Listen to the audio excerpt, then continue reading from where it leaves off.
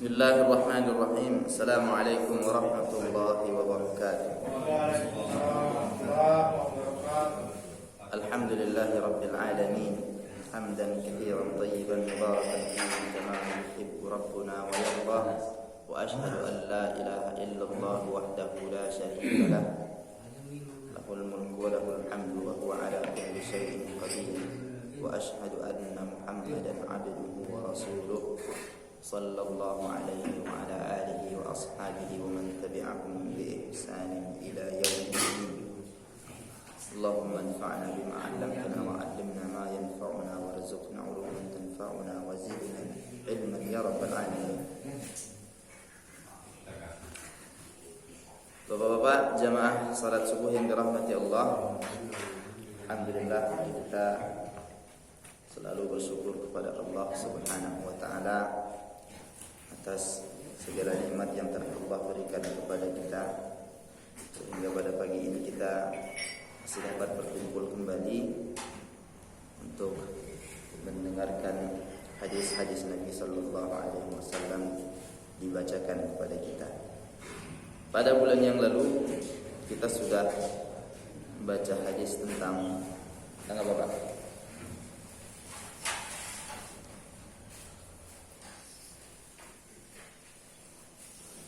Hadis tentang penciptaan manusia, ya, bahwa manusia itu dikumpulkan penciptaannya di dalam janin, di dalam rahim ibunya selama 40 hari pertama dalam bentuk nutfah, ya, cairan yang terpancar dari ayah dan ibu. Kemudian masuk 40 hari kedua, dia menjadi alaqah, menggantung di dinding rahim, ya, segumpal darah menggantung di dinding rahim. Kemudian 40 hari ketiga menjadi mudghah, segumpal daging, ya. Kemudian setelah habis fase ini, ditiupkanlah kepadanya ruh, dikirim malaikat yang tugasnya adalah meniupkan ruh, dan malaikat ini diperintahkan untuk menulis 4 perkara, ya, tentang rezekinya, tentang ajalnya, tentang amalnya, tentang keadaannya, apakah dia syaqi, sengsara, atau sa'id, bahagia. Nah, kemudian ada penekanan dari Rasulullah sallallahu alaihi wasallam bahwa ini penekanan tentang beriman kepada qada dan qadar, bahwa sesungguhnya seseorang yang betul-betul mengerjakan pekerjaan ahli surga, dan tapi di dalam hadis lain disebutkan fi ma yabdu linnas, yang tampak pada manusia dia mengerjakan amalan ahli surga sampai enggak ada lagi jarak antara dia dengan surga itu kecuali satu hasta, namun dia sudah didahului oleh kitabah, sudah didahului oleh tulisan para malaikat ini tadi, dan kemudian dia dengan jarak yang sedikit lagi saja untuk masuk ke dalam surga itu dia melakukan amalan ahli neraka, lantas dia tidak jadi masuk surga, jadinya masuk neraka, wal iyad billah. Ada pula orang-orang yang mengerjakan amalan ahli neraka, tampak pada manusia dia mengerjakan amalan ahli neraka, sudah sampai tidak ada lagi jarak antara dia dengan neraka itu kecuali satu hasta lagi.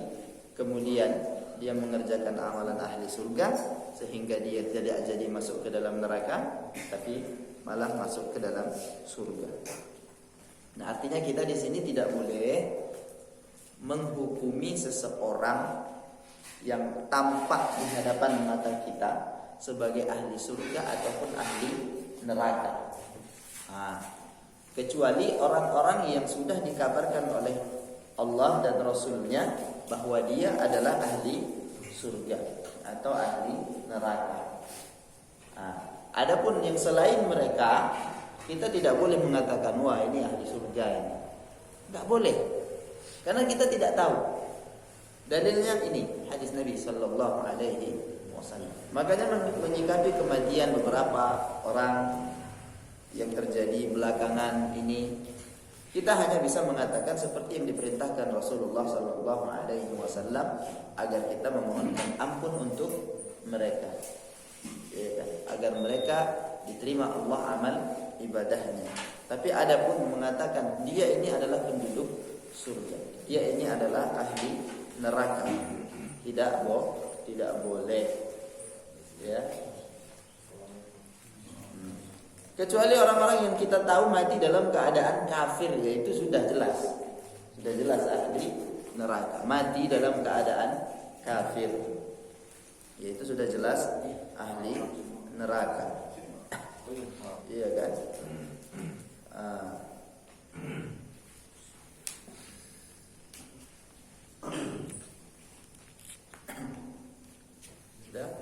Dari hadis ini juga kita dapatkan pelajaran kemarin bahwa kalau janin itu sudah lewat dari fase yang ketiga, berarti 120 hari ditiupkan ke dalamnya ruh.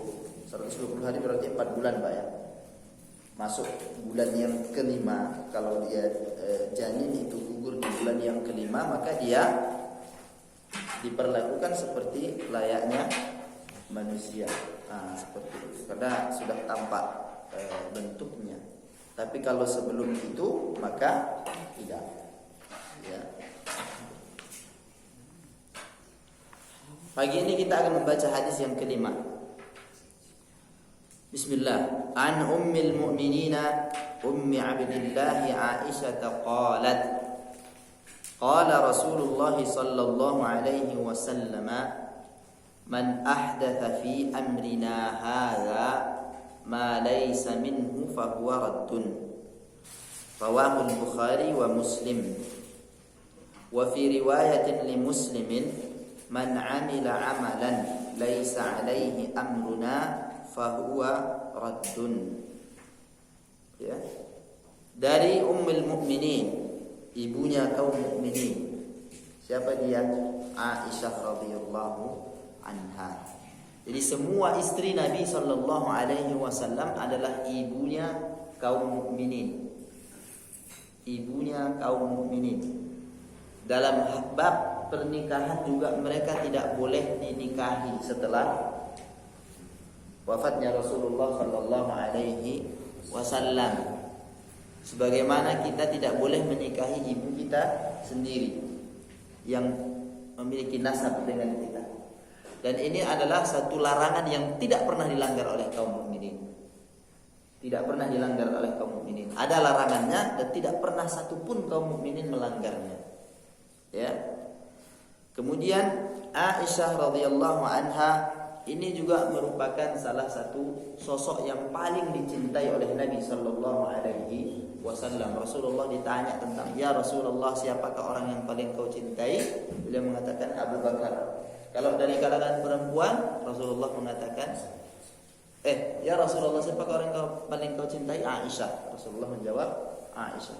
Kalau dari kalangan laki-laki, Abu Bakar, yakni Abu Bakar radhiyallahu anhum jami'an. Ya kan? Tapi besarnya cinta Rasulullah kepada Khadijah lebih besar daripada cintanya kepada Aisyah, sehingga Aisyah itu sering merasa cemburu meskipun Khadijah radhiyallahu anha sudah wafat terlebih dahulu. Tapi Aisyah besar kecemburuannya pada Khadijah radhiyallahu anha jami'an.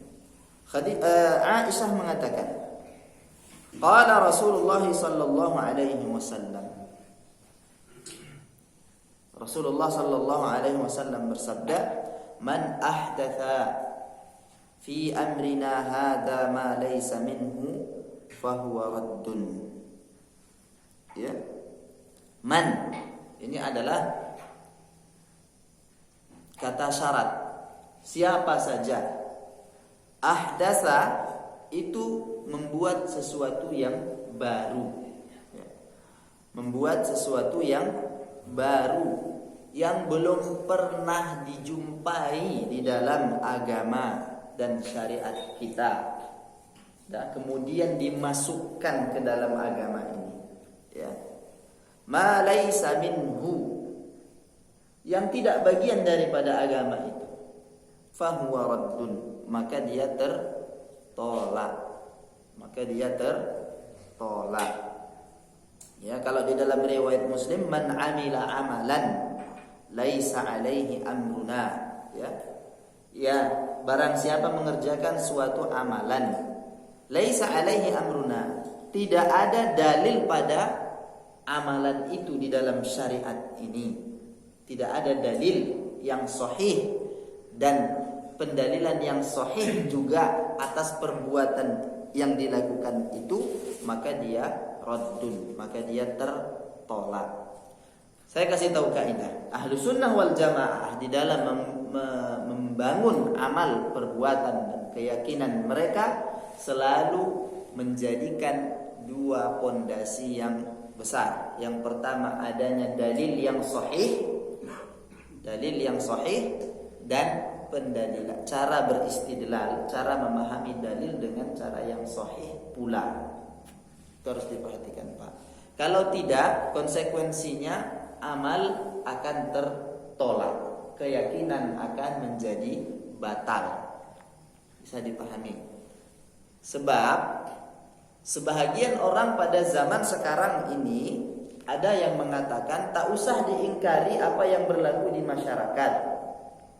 Jangan disebut ini bid'ah, itu enggak betul, ini menyelisihi sunnah. Masing-masing punya dalil. Pernah dengar orang ngomong seperti itu? Masing-masing kita punya dalil. Yang penting kita punya dalil. Ini keliru. Ini harus diluruskan.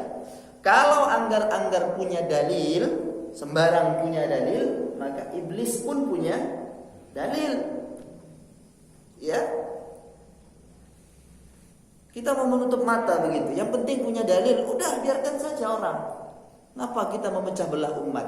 Ini adalah istilah-istilah yang sering dilontarkan oleh orang-orang jahil untuk menolak sunnah Nabi Sallallahu Alaihi Wasallam diajarkan kepada masyarakat. Yang penting kita punya dalil. Ya, kalau anggar-anggar punya dalil, iblis pun juga punya dalil. Tapi pasalnya dalilnya sahih atau enggak? Iblis ketika diperintahkan Allah untuk sujud kepada Adam, dia enggak mau. Dalilnya apa? Dalilnya dia mengatakan, ya Allah, aku ini telah kau ciptakan dari api, sedangkan dia dari tanah. Dalil enggak ini? Dalil bagi iblis untuk menolak perbuatan, untuk menolak perintah Allah Subhanahu wa taala. Tapi dalilnya diterima sama Allah? Tidak. Dalilnya salah. Ya, dalilnya salah. Gitu. Orang-orang musyrikin juga punya dalil menentang dakwahnya Rasulullah sallallahu alaihi wasallam. Dalam menentang dakwahnya para nabi dan rasul. Ketika diserukan kepada mereka hanya untuk beribadah kepada satu ilah saja, satu Tuhan saja, yakni Allah Subhanahu wa taala, dan tidak menyekutukan apapun sesuatu dengannya, mereka menolak itu. Kalau mereka ditanya siapa menciptakan langit dan bumi, mereka tahu dia adalah Allah. Tapi ketika diminta untuk beribadah kepada Allah saja, mereka berdalil, enggak mau kami. Dalil mereka apa? Wah, udah dari dulu kok kita jumpain kakek-kakek kami, ayah-ayah kami, beratus-ratus tahun lamanya beginilah kami jumpai mereka melakukan ibadah-ibadah ini. Ada dalilnya enggak, Pak? Ada dalilnya. Tapi sembarang dalil itu namanya. Ini perkara yang pertama, bahwa Ahlus Sunnah wal Jamaah membina amal mereka di atas dalil yang sahih. Dalil yang sahih saja tidak cukup, harus dengan pemahaman yang sahih. Dengan pemahaman yang sahih juga. Kalau tadi pada poin yang pertama kita menjelaskan dalilnya salah, dalilnya batil, kita tolak. Sekarang saya akan sebutkan beberapa contoh ya, tentang orang yang menggunakan dalilnya sahih, mu'tabar, tapi ditolak karena pendalilan yang salah, karena beristidlalnya salah. Kalau sembarang punya dalil, meskipun dalilnya sahih, ya kan? Orang-orang Syiah, orang-orang Khawarij juga mempunyai dalil. Orang-orang Mu'tazilah, yang orang-orang Jahmiyah yang menafikan sifat-sifat Allah Subhanahu wa taala juga mempunyai dalil. Dalilnya dari Al-Qur'an dan sunnah Nabi sallallahu alaihi wasallam.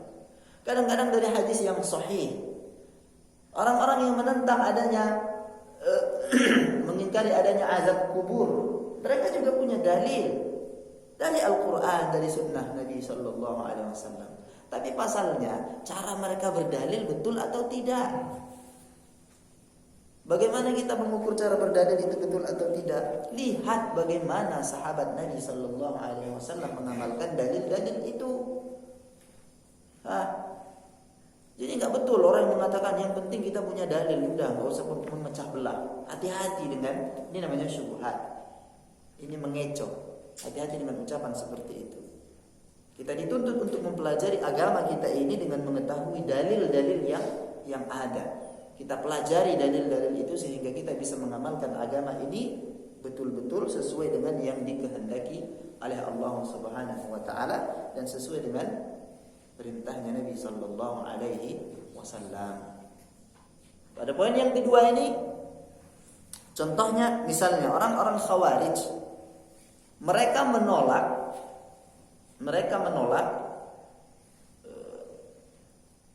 penunjukan Ali radhiyallahu anhu dan Muawiyah. Ada beberapa orang yang dijadikan hakam. Hakam itu sebagai hakim yang memutuskan nanti perkara yang terjadi. Kita tahu ada dalam sejarah ada perselisihan antara Ali dengan Muawiyah. Sudah. Kemudian ada sekelompok orang yang menolak ini. Ada sekelompok orang yang menolak ini. Artinya mereka menganggap bahwasanya tidak boleh dalam memutuskan perkara-perkara kita merujuk kepada manusia. Kita nggak boleh merujuk kepada manusia. Semuanya harus keputusan Allah, katanya seperti itu. Semuanya harus keputusan Allah. Kemudian mereka berdalil dengan Al-Quran. Mereka mengatakan inil hukmu illa lillah. Hukum itu semuanya adalah milik Allah. Jadi tidak boleh kita memutuskan apapun kecuali dengan keputusan Allah Subhanahu wa taala. Adapun dalam pertikaian ini kalian mau menjadikan beberapa orang yang kita merujuk kepada hukum mereka dalam keputusannya, maka itu adalah bentuk kekufuran, kata mereka. Berdalil lagi dengan Al-Quran, وَمَنْ لَمْ يَحْكُمْ بِمَا أَنْزَلَ اللَّهُ فَأُولَٰئِكَ هُمُ الْكَافِرُونَ. Barang siapa yang tidak berhukum dengan hukumnya Allah, maka mereka adalah orang-orang kafir. Betul, ayat ini adalah betul ayat Al-Quran. Akan tetapi cara mendalilnya yang keliru. Cara memahami dan mempraktekkan dalil ini yang salah, sehingga ditolak oleh sahabat-sahabat Nabi sallallahu alaihi wasallam. Dalilnya Al-Quran, dalilnya sahih, mutawatir. Tapi cara mendalilnya salah, maka tidak bisa diterima. Kalau kita cari di dalam Al-Quran, nanti di antara jawaban Ibnu Abbas radhiyallahu anhu terhadap orang-orang Khawarij ini, ada sekian ribu atau sekian ratus ya yang datang kepada Ibnu Abbas untuk meminta penjelasan. Kemudian Ibnu Abbas menjelaskan tentang ayat yang mereka jadikan dalil itu. Kemudian dijelaskan. Sebahagiannya kembali kepada kelompok ahli sunnah wal jamaah, dan sebagiannya bertahan, tidak mau menerima penjelasan Ibnu Abbas, dan mereka lah orang-orang Khawarij. Kalau kita cari di dalam Al-Quran, masih ada beberapa perkara yang Allah memerintahkan kita untuk menjadikan manusia sebagai hakim dalam menentukan keputusan-keputusan untuk perkara-perkara kita. Ya kan? Contohnya terjadi pertikaian antara suami dengan istri, percekcokan, lama ini. Udah nggak bisa lagi. Maka Allah katakan, fab'atsu hakaman min ahlihi wa hakaman min ahliha. Kalau sudah nggak bisa lagi ini yang berdua ini mengkompromikan masalah mereka, maka utuslah seorang hakim, seorang yang bijaksana, ya, dari keluarga si laki-laki dan dari keluarga si perempuan. Dipertemukan mereka untuk turut menyelesaikan masalah si suami istri ini tadi. Boleh, Allah yang menyuruh malah. Jadi tidak sembarang kita punya dalil, udah nggak boleh mengingkari. Ya, seperti itu. Orang-orang Syiah juga berdalil dengan Al-Quran untuk menghina Aisyah radhiyallahu anha dan Hafsah. Na'udzubillahi min dzalik. Tapi ringkasnya, dua permasalahan ini harus dipahami dengan betul, Pak. Ahlus sunnah wal jamaah membina amal mereka di atas dalil yang sahih dan di atas pemahaman terhadap dalil ini dengan pemahaman yang sahih juga. Yang belakangan sebahagian kaum muslimin ngikut-ngikut, yang penting punya dalil. Bapak pernah lihat orang yang zikir Allah, Allah, Allah sambil goyang-goyang kepala begini? Tidak pernah diajarkan Rasulullah seperti itu. Kalau kita tanya, mereka punya dalil? Ya. Apa dalil mereka? Ya ayyuhalladzina amanu dzkurullaha dzikran katsira. Hai orang-orang yang beriman, sebutlah Allah, uzkuru Allah, sebutlah Allah, dzikran katsira, dengan zikir yang dengan penyebutan yang sangat banyak. Tapi pasalnya, siapa yang paling paham tentang ayat ini selain daripada Rasulullah sallallahu alaihi wasallam? Tentu jawabannya adalah tidak ada. Rasulullah yang paling paham tentang ayat itu. Pertanyaan berikutnya, apakah Rasulullah begitu berzikirnya? Pernahkah dinukil kepada kita bahwasanya Rasulullah itu berzikir dengan Allah, Allah, apalagi pakai hu? Ada? Coba silahkan cari di dalam kitab-kitab hadis sahih. Di dalam kitab-kitab hadis lagi kita cari di mana ada diriwayatkan bahwa Rasulullah itu berzikir dengan huwa. Mereka ini berdalil dengan dalil Al-Quran juga, tapi masalahnya cara mendalilnya sahih atau tidak. Itu dilakukan oleh Rasulullah atau tidak? Nyatanya tidak. Tapi mereka berdalil. Apakah kita tidak boleh ingkari? Harus kita ingkari. Namanya bid'ah itu harus kita ingkari. Suka atau tidak suka, ya harus kita ingkari. Kita mau mengajak manusia ini bersatu kepada Islam, ya, bersatu di atas sunnah. Itu adalah persatuan yang benar. Ya. Para nabi dahulu pun ketika mengajak manusia untuk beribadah kepada Allah yang satu, menyeru kepada syariat yang benar, mereka dituduh sebagai orang yang memecah belah. Ini memecah belah ini. Nah, ini kita harus berhati-hati. Nah, itu dua pondasi yang besar di dalam beribadah, Pak. Nah, hadis ini menjadi penjelas bagi kita bahwa amal ibadah kita tidak akan diterima kecuali jika amal ibadah itu sesuai dengan petunjuk Nabi sallallahu alaihi wasallam. Maka tak boleh menambah-nambah sesuatu di dalam agama ini. Banyak hal yang sudah ditambah-tambahkan dan dianggap bagian daripada agama. Ya.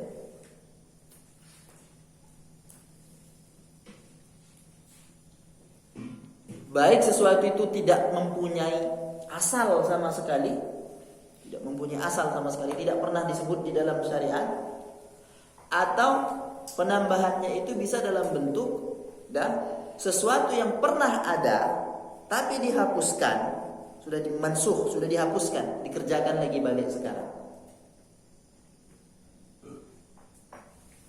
Contohnya,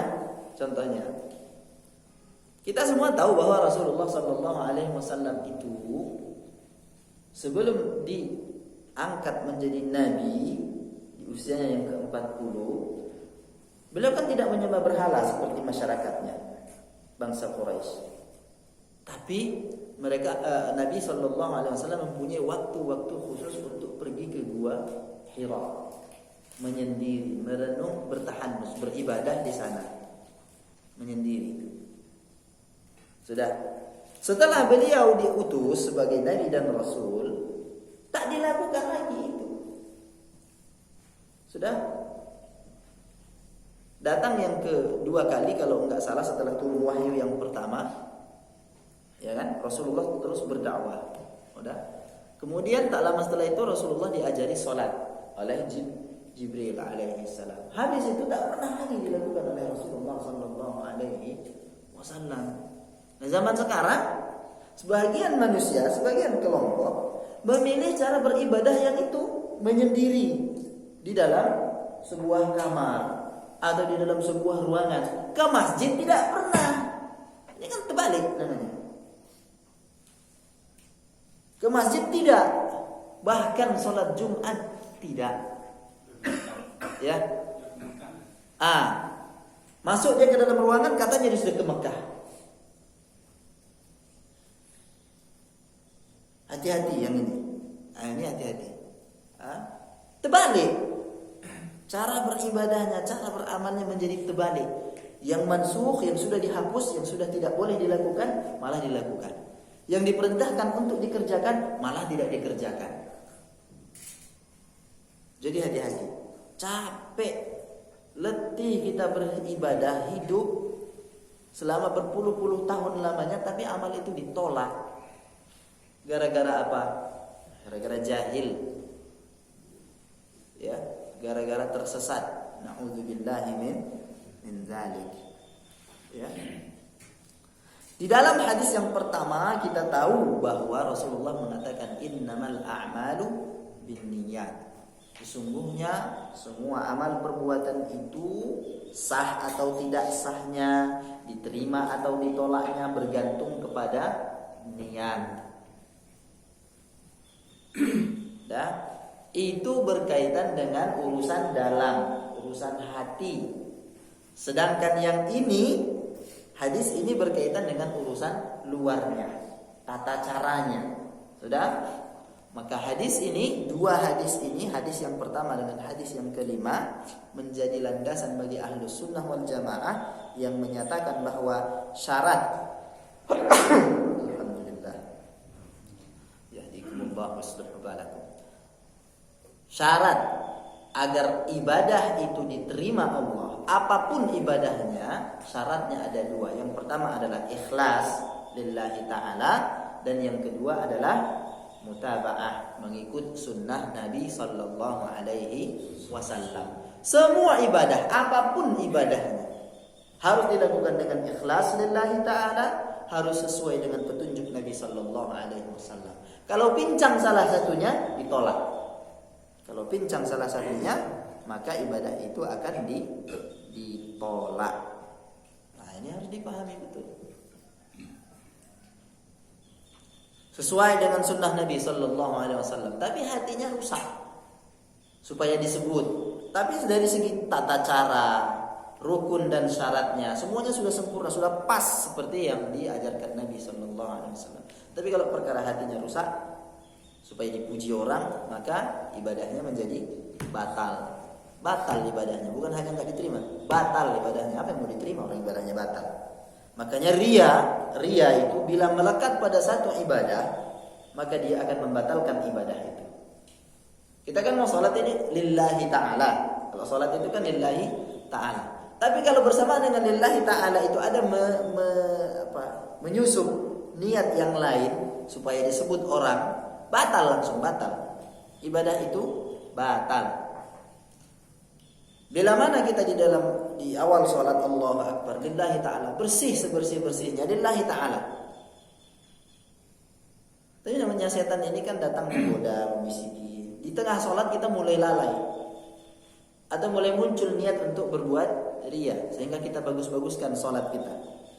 Misalnya, di sini kalau kita tepis, kita kembali menyadari harus kembalikan niat yang lillahi ta'ala itu tadi, maka sholatnya akan sah, ya, sah, sholatnya sah. Tapi kalau dia teruskan, malah dia bagus-baguskan sholatnya supaya dilihat sama orang lain, batal, ya, karena sudah rusak niatnya seperti itu. Begitupun seseorang yang sholat, dia enggak apa, tidak ria barangkali. Tapi dia lillahi ta'ala untuk sholat apa ini? Untuk sholat subuh 2 rakaat. Terus dia ganti niatnya ini tadi. Jadikan aja ini sholat sunnah, karena dia tahu rupanya belum iqamah misalnya, gantikan. Maka sholat yang itu menjadi batal. Mengganti niat di dalam sholat itu menyebabkan ibadah itu menjadi batal. Gitu. Jadi kata Nabi Shallallahu Alaihi Wasallam, siapa saja yang membuat atau mengamalkan sesuatu yang tidak ada contohnya, tidak pernah dijumpai di dalam agama ini, ya, tidak ada dalilnya di dalam syariat, maka amalan itu akan ditolak.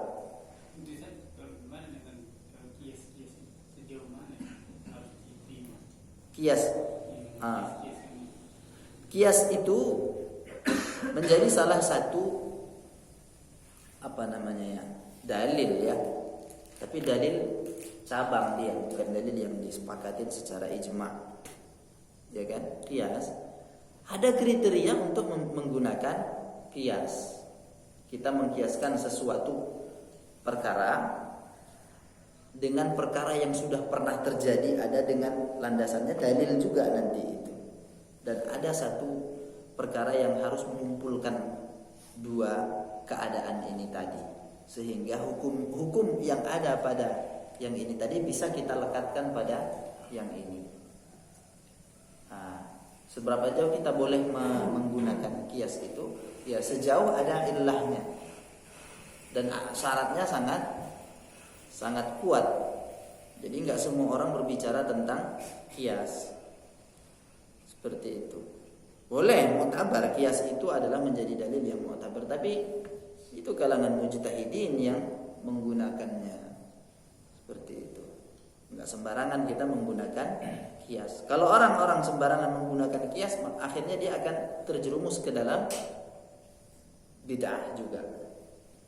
Karena para ulama menyebutkan bahwa kehancuran umat ini mulanya adalah karena kias, dan kehancuran manusia mulanya adalah karena adanya kias. Nanti kita akan temui beberapa statement dari para ulama yang menolak kias. Tapi kias yang mana yang dimaksudkan? Di sini harus kita pahami. Itu agak panjang penjelasannya itu, Bang. Ya kan? Tapi ringkasnya dalil itu kalau kita belajar usul fikih yang disepakatin adalah Al-Qur'an, Sunnah, Ijma'. Ini 3. Udah? Baru nanti ada dalil-dalil yang lain seperti qiyas. Ini diperdebatkan sama para ulama. Yang keempat. Ya, yang keempat qiyas. Baru nanti bisa masuk lagi istihsan. Masih banyak lagi. Ya, tapi enggak sekarang lah kita ini kan. Sekarang kita mau tahu pondasi bahwa amal ibadah kita itu hanya akan diterima Allah bila dilakukan ikhlas lillahi ta'ala dan sesuai dengan petunjuk Nabi sallallahu alaihi wasallam. Saya kasih kaidah bahwa ibadah-ibadah yang kita lakukan kepada Allah Subhanahu wa taala itu kaidahnya adalah haram. Tidak boleh kita melakukan bentuk ibadah apapun ibadahnya. Apapun bentuk pendekatan diri kita kepada Allah, tidak boleh kita melakukannya kecuali kita tahu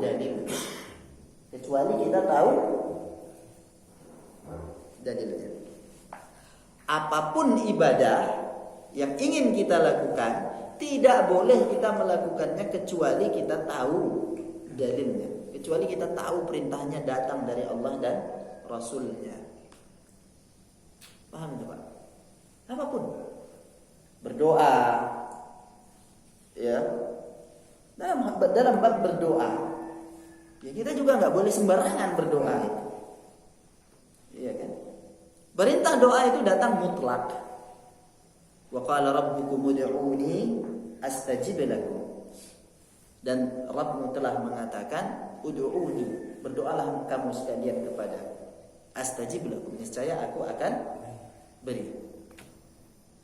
Pasalnya siapa yang paling paham tentang ayat ini di antara manusia? Tentu Rasulullah sallallahu alaihi wasallam. Nah, apakah Rasulullah tidak mengajarkan kepada kita bagaimana caranya berdoa? Rasulullah ajarkan. Ya kan? Ini ada keadaan yang terbalik. Keadaan yang terbalik yang diamalkan oleh masyarakat ini. Lihat. Rasulullah sallallahu alaihi wasallam berkaitan doa-doa yang melekat pada solat, Rasulullah ajarkan apa? Ammar ruku'u fa'azzimu fihi rabba, kata Rasulullah. Adapun dalam keadaan ruku' maka ta'zimkanlah Rabb kalian. Allah harus ditakzimkan. Kita menyebut di dalam ruku' kita subhana rabbiyal azim. Udah? Kemudian tentang sujud Rasulullah mengatakan wa ammas sujudu fajtahidu fid du'a. Kalau dalam keadaan sujud maka saat itu sungguh-sungguhlah kamu berdoa. Jadi di mana tempat untuk berdoa yang paling baik yang diperintahkan oleh Rasulullah? Saat sujud. Udah? Kemudian di dalam salat kapan lagi kita berdoa? Setelah Rasulullah menjelaskan tentang tasyahud dan salawat, kemudian Rasulullah mengatakan tsumma liyatakhayyar minal mas'alati ma syaa. Sebelum salam ini, hendaklah dia berdoa, memilih doa atau permohonan apa saja yang dia suka. Udah? Faqaminun an yustajabalah. Niscaya akan dikabulkan begitu. Jadi tempat keadaan yang kita dianjurkan untuk berdoa di sana kapan? Ketika sujud, ketika tasyahud akhir sebelum salam. Nah, yang dilakukan oleh masyarakat sekarang kebanyakan adalah berdoanya itu setelah salat fardu. Setelah salat fardu dan selalu dilakukan. Nah, ketika kita ingkari, kita kasih tahu bahwa doa yang dianjurkan Rasulullah itu sebenarnya adalah pada saat sholat, maka kita dituju memecah belah. Nah, ini keliru. Maka pahami sunnah itu dengan baik, ya kan? Difahami sunnah itu dengan baik. Doa yang seharusnya kita lakukan di saat sujud atau sebelum salam malah tidak dilakukan. Dan waktu atau keadaan yang tidak diperintahkan kita untuk berdoa, kita lakukan di situ berdoa terus menerus, seolah-olah itu menjadi sunnah yang muttaba'ah, sunnah yang sudah tetap, gak boleh dirubah-rubah. Seolah-olah itulah yang diajarkan Rasulullah sallallahu alaihi wasallam. Ya kan, terbalik-balik namanya itu, Pak. Jadi kita pahami betul ini. Sudah? Nanti berdalil lagi. Kan Allah sudah perintahkan, ud'uuni astajib lakum. Kita disuruh berdoa. Nah, kaidahnya, bila mana perintah untuk melakukan satu ibadah itu datangnya mutlak, maka kita lakukan mutlak. Kapan saja dan di mana saja kita berdoa kepada Allah Subhanahu wa taala. Jangan mengikat ibadah itu dengan satu keadaan tertentu. Nah, mengikat ibadah ini dengan satu keadaan tertentu atau waktu tertentu atau tempat tertentu ini membutuhkan dalil. Sudah, Pak? Tapi nyatanya di masyarakat yang berlaku adalah mereka mengikat ibadah doa ini selalu dengan selesainya sholat fardu. Yang kalau tidak dilakukan seperti itu, seolah-olah ada yang kurang. Nah, itu loh yang jadi masalah itu di situ. Pada dasarnya boleh nggak berdoa setelah sholat? Ya boleh-boleh saja. Tapi ketika itu dilakukan terus menerus dan diikat selalu dengan selesai sholat fardu, ini menyelisihi sunnah Nabi yang memerintahkan kita agar berdoa di dalam sholat, gitu loh. Kalau kita terangkan ini seolah-olah ada yang kurang dari agama ini jadinya. Padahal Rasulullah tidak mengajarkan. Ya, pelaksanaannya keliru. Iya, gitu loh, Pak. Jadi kalau kita mau berdoa, berdoalah di dalam sholat. Dan seyogianya ikutilah doa-doa yang diajarkan oleh Nabi Sallallahu Alaihi Wasallam. Kalau di dalam sholat boleh Ustaz doanya pakai bahasa Indonesia, nggak boleh. Di dalam hati. Kalau masih di dalam hati itu namanya kita belum berdoa. Masih berharap, tunggu Pak. Ya, masih berharap. Doa itu kita panjatkan dan kita ucapkan. Baik, silakan. Katanya kalau mendoa katanya angkat tanganmu. Nah, itu gimana itu? Betul. Di antara sunnah mengangkat doa, di antara sunnah berdoa adalah mengangkat tangan. Tapi haruskah selalu? Enggak juga. Tidak juga. Di antara sunnah dalam berdoa adalah mengangkat tangan. Ada lagi lanjutan pertanyaannya, Pak? Doa masuk WC kan nggak perlu angkat tangan, Ustaz. Ya, doa keluar WC. Tapi Ya. Ustaz, saya tawarkan tadi. Saya doa itu lama Ustaz. Jadi kalau saya doa di sujud itu. Kalau imam? Iya, ketinggalan sampai imamnya Ustaz. Jadi. Oke.